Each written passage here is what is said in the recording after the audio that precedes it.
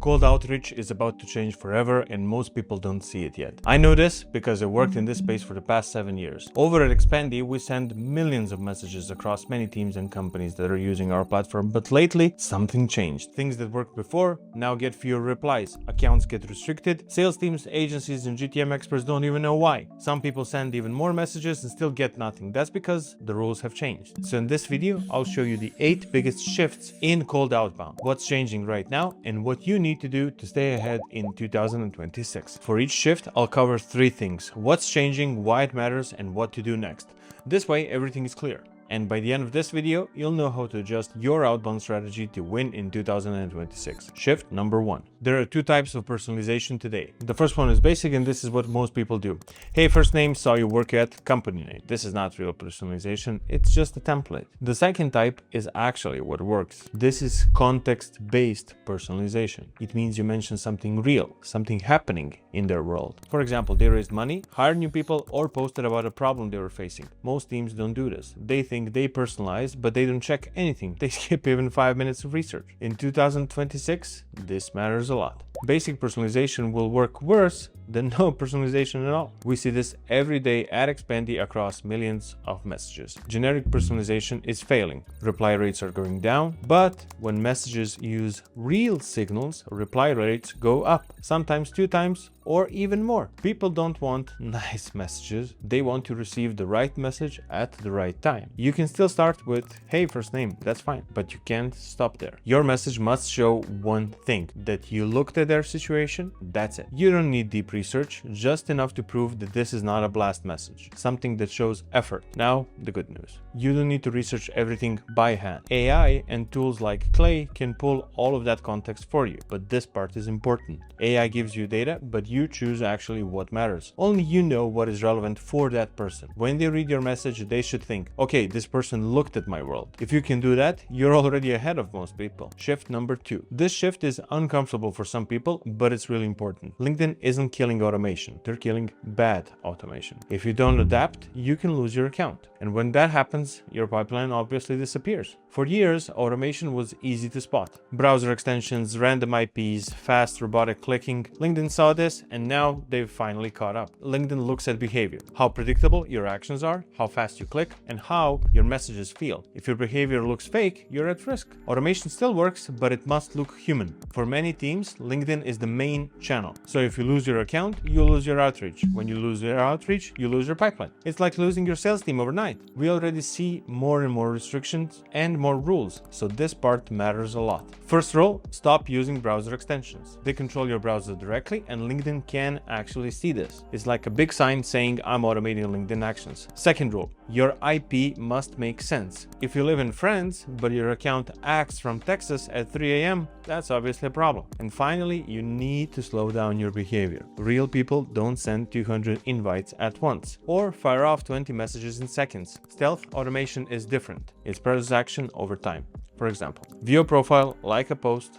wait a day, and then send a message later. The goal here is not more volume. The goal is more context. That's how outreach works in 2026. Shift number 3. In 2026, people don't live on one channel. Some people live on LinkedIn while others prefer email. No channel works best all the time. If you only use LinkedIn, you miss email people. And if you only use email, you miss LinkedIn people. This is why multi-channel matters. Let me explain how this works. Teams using only one channel are getting fewer replies. You've probably felt this. LinkedIn is more crowded, emails all look the same, and buyers are tired. But when someone sees you in more than one place, something changes. They remember your name, you feel more real. We see this all the time at Expandi. Teams using multi-channel get more replies, faster meetings, and better conversations.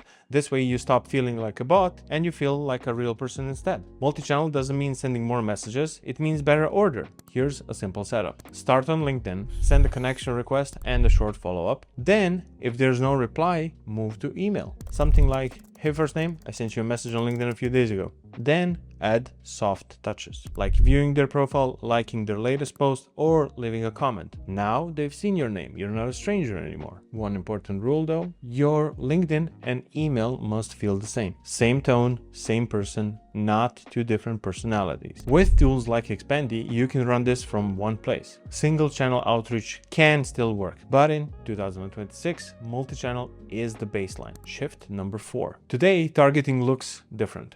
For years, outreach worked like this. Pick a client persona, filter by job title or industry, and send more messages. That era is unfortunately over. Today, everyone uses the same filters, so everyone hits the same people, right? The future is buying signals. Instead of a VP of sales at company X, you go after a VP of sales at company X who just showed interest. For example, they raised money, they hired a sales team, or they installed a new tool. These are buying signals. It's like digital body language. They show interest in timing, so you reach out contextually. Timing is everything in 2026. You can write a great message, but if the timing is wrong, you'll just get no response. At the same time, average copy with perfect timing can get instant replies. This is why teams using signals get more replies. Not because they write better copy, but because they reach out at the right moment. Step 1. Decide which signals matter. This depends on what you sell, but common ones include funding rounds, job changes, team growth, and much more. Step number 2. Build lists around signals, not job titles. Anyone can find hundreds of CMOs in seconds, but the real question is, can you find CMOs who just hired a marketing ops lead and rolled out HubSpot last week? That's the difference. Step 3. Mention the signal. Say why you reached out. For example, hey, first name, so you rolled out HubSpot recently. That usually means X is a priority. Now you're not random, you're relevant. And that's how outreach should work in 2026. Shift number 5. AI is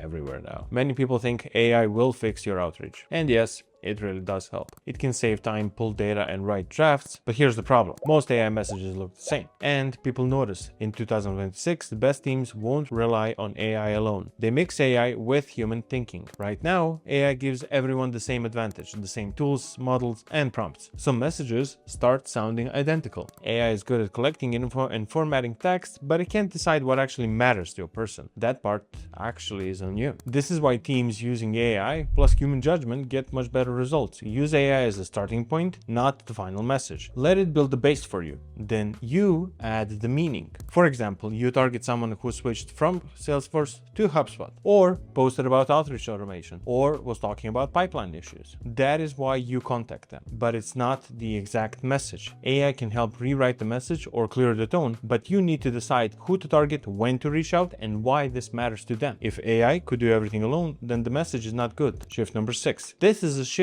many small teams ignore. Before, account-based outreach felt big, only for enterprise teams with big budgets, SDR teams, and spreadsheets. But that's not true anymore. Today, this should be normal. Instead of messaging 500 random people, you should actually be focusing on fewer companies, about 20 to 50, companies that actually matter. And you don't message just one person. You look at the full buying group. In B2B, nobody buys alone. If you message only one person, you miss deals. Account-based outreach shows effort. It means you understand the company, and when more people inside the company see your name and message, something actually changes. People talk, and your outreach feels natural, not random. First, start small. Pick 20 to 50 companies, not 500 leads. Next, map out the buying group. Ask 3 questions. Who feels the problem? Who uses the solution? And who signs the deal? That could be 3 people or 5. From there, you adjust the message for each role. Just remember, each role cares about different things. Shift number 7. Outreach is crowded now. So your reputation matters even more. When someone gets your message, the first thing they do is check your LinkedIn profile. Every DM triggers a silent background check. And if your profile is empty, the conversation usually stops there. A strong profile builds trust. When prospects see clear positioning, useful content, and some proof, you look more credible. We've seen reply rates double just from better profiles. That's the invisible advantage most people miss. First, start with your profile. Think of it like your personal landing page. Make sure it's clear and simple. You don't need viral content, and you don't need to be an influencer, but you should have 10 to 20 solid posts. Posts that show you understand the problem.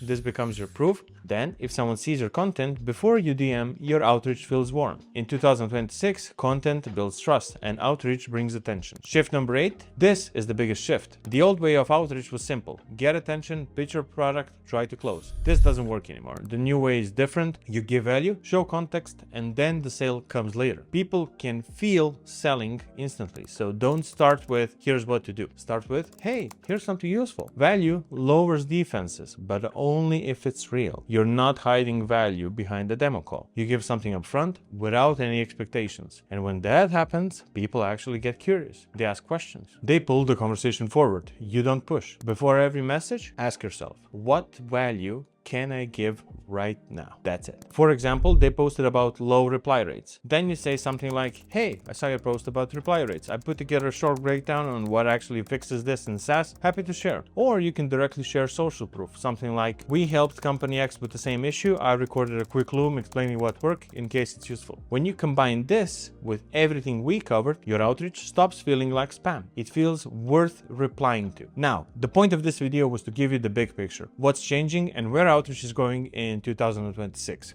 If you want to know what to do next, click here. In the next video, we'll show you 5 things you can do to adapt your outreach and start booking more meetings today.